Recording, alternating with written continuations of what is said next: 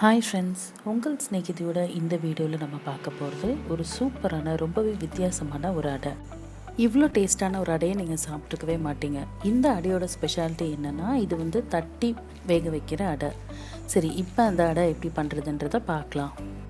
இந்த அடைக்கு தேவையான பொருட்கள்: ஒரு கப் புழுங்கரிசி எடுத்துருக்கேன், ஒரு 2 டேபிள் ஸ்பூன் அளவுக்கு துவரம்பருப்பு, காரத்துக்கு ஏற்ற மாதிரி மிளகாய் வத்தல், பெருங்காயம் தேவையான அளவு, உப்பு தேவையான அளவு, சின்ன வெங்காயம் 1 கப் அளவுக்கு எடுத்திருக்கேன்.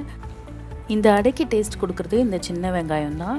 சின்ன வெங்காயம் வேணான்றவங்க பெரிய வெங்காயமும் யூஸ் பண்ணிக்கலாம். மல்லித்தலை சிறிதளவு.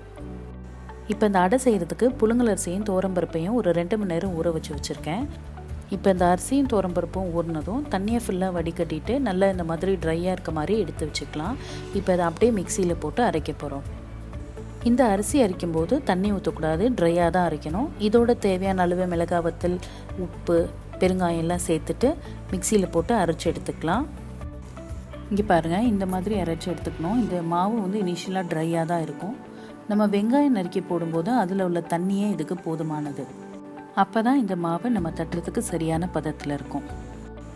இப்போ இந்த மாவோட நறுக்கி வச்சுருக்க வெங்காயம், கொத்தமல்லி, கருவேப்பிலை எல்லாத்தையும் போட்டு நல்லா இந்த மாதிரி மிக்ஸ் பண்ணி பிசைஞ்சு எடுத்துக்கணும். இப்போ பாருங்கள், இந்த மாவு இப்போ கரெக்டான பதத்தில் இருந்தது. நம்ம வெங்காயம் போடுறதுக்கு முன்னாடி ரொம்ப ட்ரையாக இருந்தது. இப்போ வெங்காயம் போட்டு பிசையும் போது ஓரளவு ஈரப்பதத்தோடு வந்துடுச்சு. இப்போ இந்த மாவை எடுத்து கையில் உருட்டு பார்த்திங்கன்னா நல்லா உருட்ட வரும்.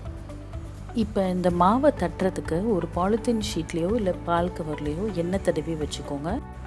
நான் ஒரு பாலித்தீன் ஷீட்டில் எண்ணெய் தடவி வச்சுருக்கேன். இப்போ இந்த மாவில் ஒரு சின்ன உருண்டை எடுத்து இந்த அடையை தட்டிக்கலாம். இது தட்டும்போது ரொம்ப கனமாகவும் இல்லாமல் ரொம்ப லேசாகவும் இல்லாமல் மீடியம் சைஸில் தட்டிக்கணும். இப்போ இந்த தட்டின அடையில் நடுவில் ஒரு சின்னதாக ஒரு ஹோல் போட்டுக்கலாம். இது வேகிறதுக்கு ஈஸியாக இருக்கும்.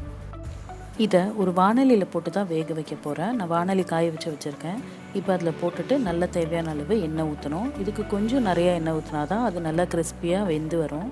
ஒரு பக்கம் வெந்ததும் இது இன்னொரு பக்கம் திருப்பி போட்டு நல்லா கிறிஸ்பியாக வேக விட்டு எடுத்துக்கலாம். இது மாதிரி நல்லா 2 பக்கமும் கிறிஸ்பியாக ஆகிற வரைக்கும் வேக விட்டு எடுத்தால் நம்ம டேஸ்டான சுவையான சூப்பரான அடை தயார். இப்படி ஒரு சூப்பரான அடையை மிஸ் பண்ணிடாமல் கண்டிப்பாக ட்ரை பண்ணி பாருங்கள். இன்னும் இது மாதிரி பல சுவாரஸ்யமான ரெசிபீஸ்க்கு உங்கள் ஸ்நேகிதி சேனலை சப்ஸ்கிரைப் பண்ணுங்கள்.